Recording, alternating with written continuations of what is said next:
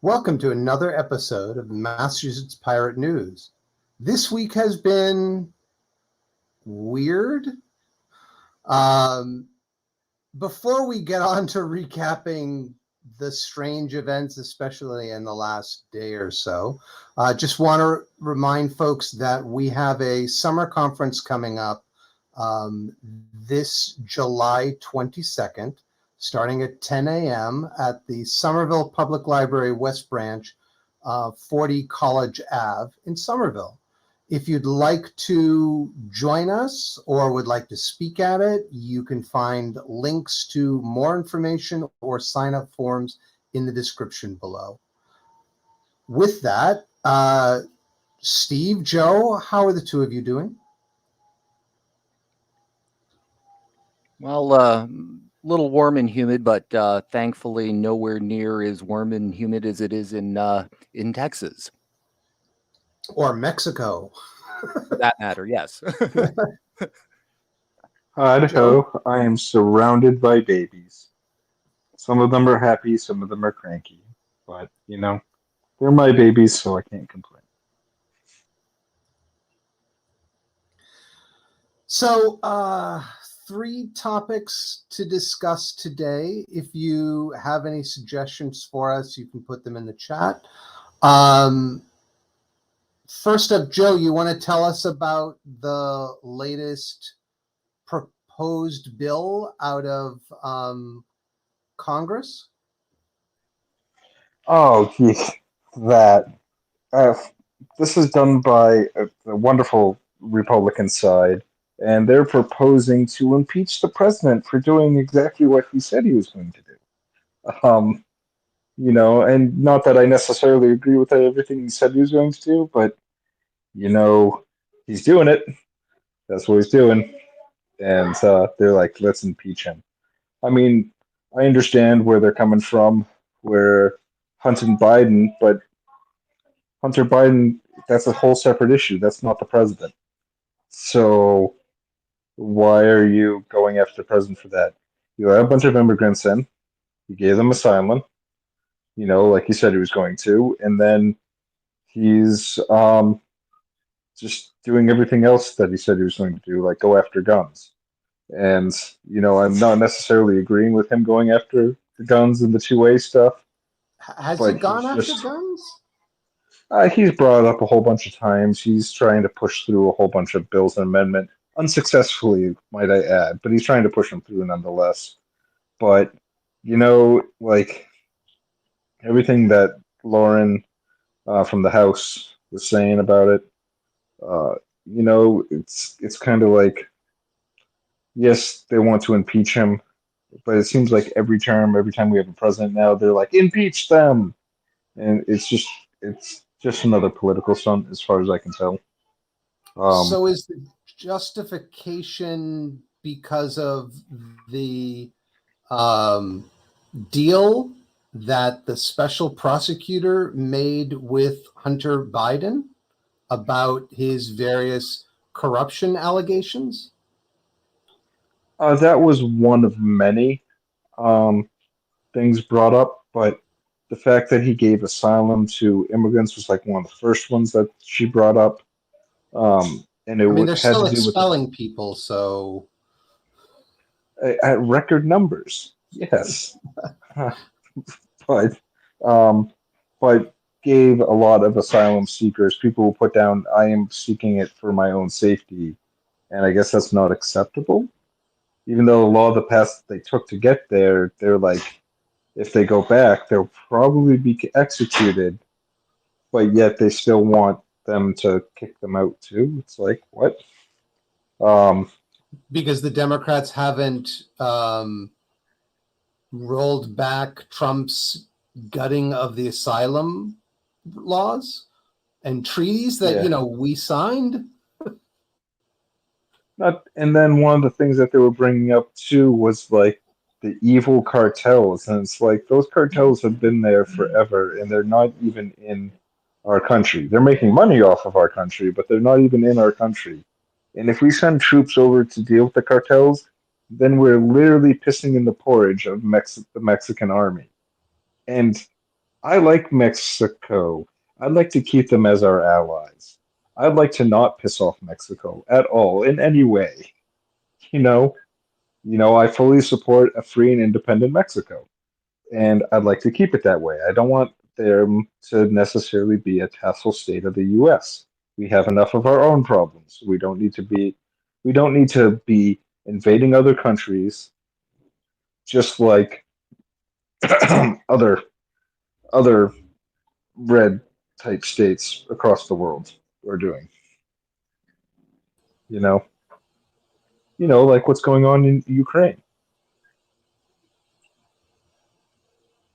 Wait, just want to go back over one thing. So they want us to Of course. invade Mexico Well, one of because the of things, cartels when we could just legalize and potentially regulate drugs and get rid yeah, of I the think cartels? I don't think get rid of them, but why make that what they're doing illegal when people are going to do what people are going to do? Why not, instead of invading them, why don't we just tax them? Yeah, I mean, in terms of using marijuana specifically, since Massachusetts legalized the sale of recreational marijuana, um, communities have been allowing recreational dispensaries. The sales are taxed, and it is an income source. I agree with Joe. Legalize it and tax it. Well, here's another thing too. One of the things that they're starting to talk about is also bringing in magic mushrooms. Though I don't have a source, I just remember hearing this in the rumor mill. Um, but there's potential of legalizing magic mushrooms. I think Colorado is starting to consider it, or they've already done it. And there's word around the campfires in Mass to do the same. I think Um, I know there's efforts to look at the beneficial effects of psychedelics in terms of therapy, mental health therapy, and things like that.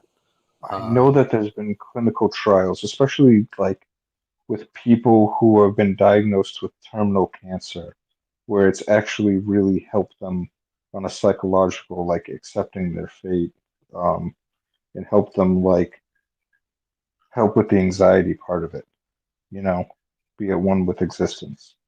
And there's a lot to be said about all the documented religious experiences where it's brought people back. I mean, it would be mushrooms would be a hell of a thing for people who have depression, who have a lot of like the mental problems, you know, at least on the dark side, being stuck on the dark side, you know. So there's a lot of clinical stuff to back that up.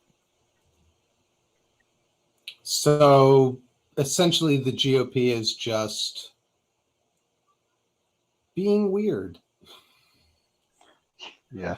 I Speaking would of have to say, weirdness, or maybe not so much weirdness, there were a group of folks who went down to visit the Titanic and unfortunately did not come back. Anyone have an update on that? yeah, they found the wreckage, unfortunately. It looks like I when they declared them dead, um, it was one of those things where um, they still hadn't found anything, so they were like, no, by this point there would have been no oxygen.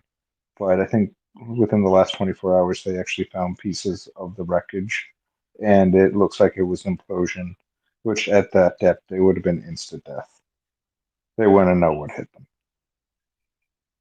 It was found like 140 meters, if I recall, from I think it was the 1,600 Titanic. meters, yeah, from the bow. 1600. Yeah. And there's an underwater river down there that's really, really strong current down there. And so some of the banging that they were hearing was pieces banging into the bow. So Well, yeah, no, certainly, they're gone.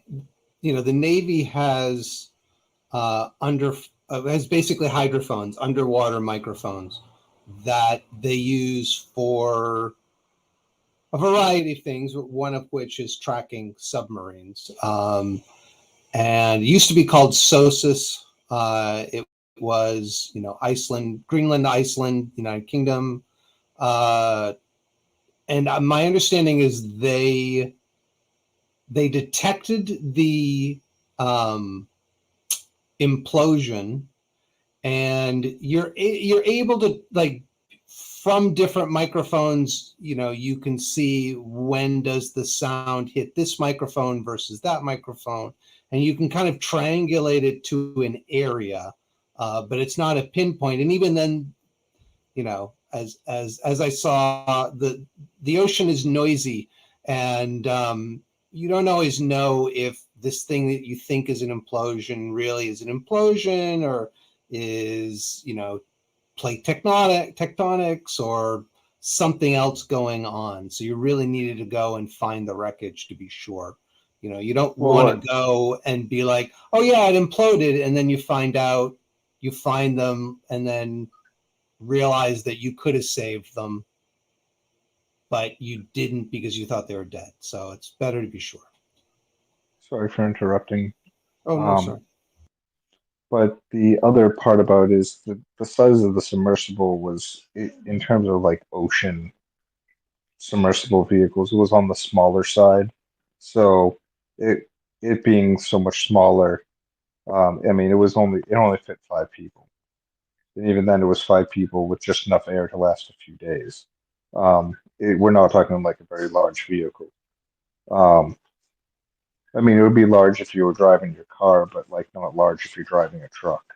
So um, we're not talking about a very big implosion, and the fact that it got picked up at all is actually kind of remarkable. That said, it was, in terms of the number of people, most submersibles might do 1 or 2 people. They usually don't do 5. But then they also have like redundant systems and ways of, if you lose contact, there are ways you can go back up to the surface, or someone can. There was a whole thread about when James Cameron went down to the bottom of the Marianas Trench, which is the deepest part of the ocean, in his like single person submersible. There were like so many different redundant systems, such that if he was incapacitated, it would still go up, and or the people on the ship could send a signal causing it to go back to the surface, or if it didn't happen, if you didn't go up in a certain time, it would just automatically go up. And I mean, they didn't have any of these redundant systems down there. Um, it felt very shoestring, which, you're dealing with massive pressure under the ocean, far, far below, and you're having people pay. You think you'd want to make it nice and safe, not be like, hey, we're going to be a startup, fast and loose and out of control. That doesn't work with the ocean. So it's funny that you mentioned that, Jamie, because I've, in seeing a couple of articles, I got the sense that the touring company who was, offering these trips kind of, you know, played up the risky and edgy and, flout the rules kind of aspects of these trips. I mean, the interesting part about this, I think, will be the follow-up investigations. First, it will just be figuring out who does the follow-up investigations, because, it was a Canadian company. The ship departed from Newfoundland or Nova Scotia. I've heard, well, from Canada, but it happened in international waters. So there's a question of jurisdiction and who's going to pay for it. And, will a review of the company's practices show that they behaved irresponsibly and are, or was there criminal negligence? And I presume there will also, there may also be civil suits from from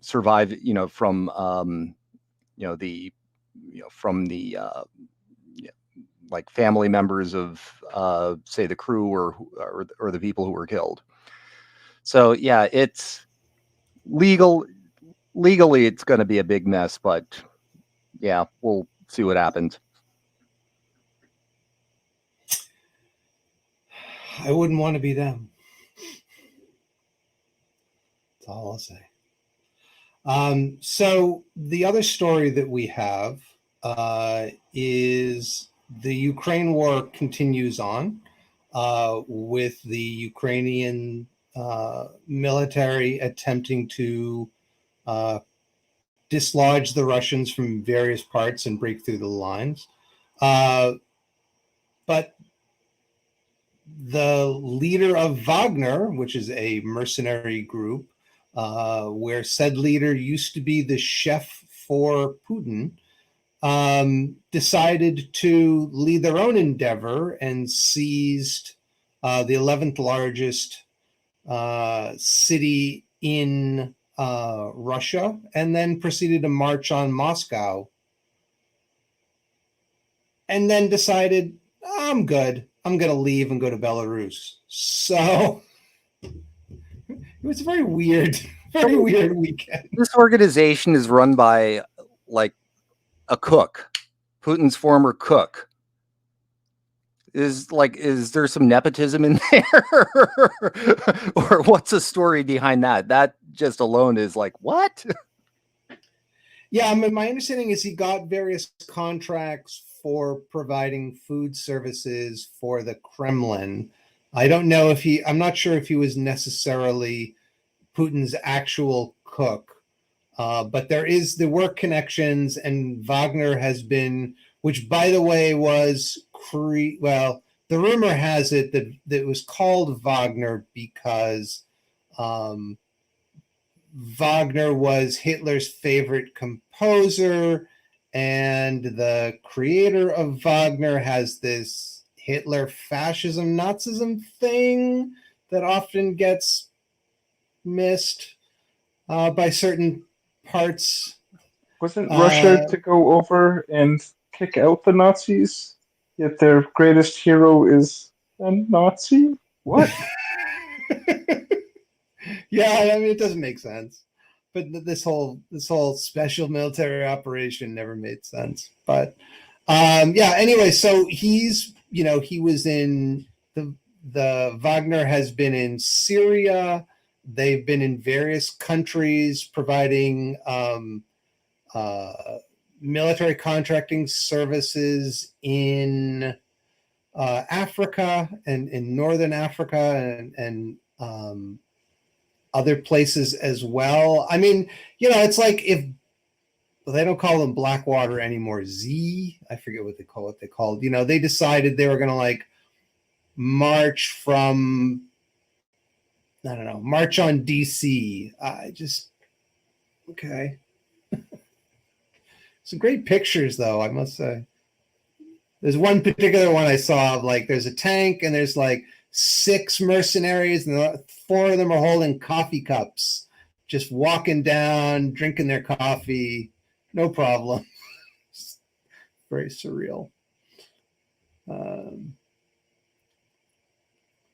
But supposedly he's going to Belarus and Wagner's getting rolled. Well, it's not clear if it's just Wagner in Ukraine or Wagner worldwide are going to be rolled into the Russian military.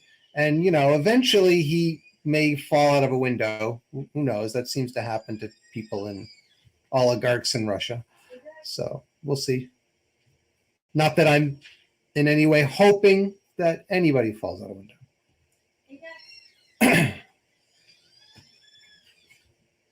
Other thoughts?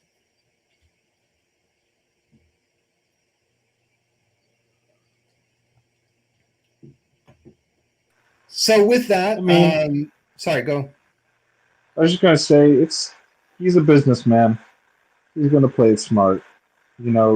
Obviously pissing in the porridge of his greatest benefactors is not in his best interest. So I think he's going to toe the line. I would be really surprised if he didn't, because he didn't exactly make friends with the West by doing all the things that he has done. and all the war crimes.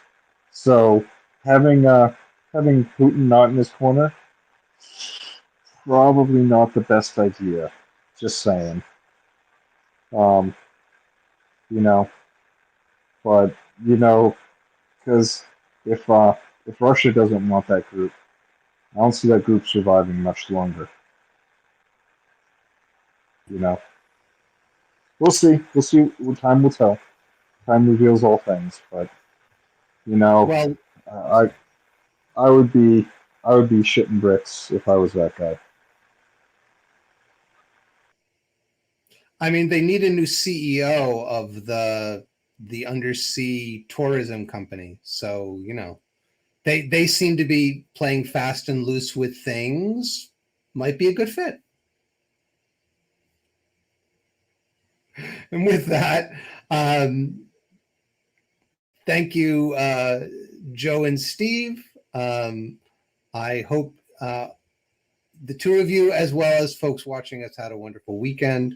We have a meeting coming up this Thursday that we will, as always, record. It's at 9 p.m. You can check for details at masspirates.org. You can always find us at masspirates.org. And in addition, if you want to come to our conference, we'd love to have you. So please, you can find information on that in the description below. So with that, uh, thank you for watching. If you like this, you know what to do. And with that, take care, all.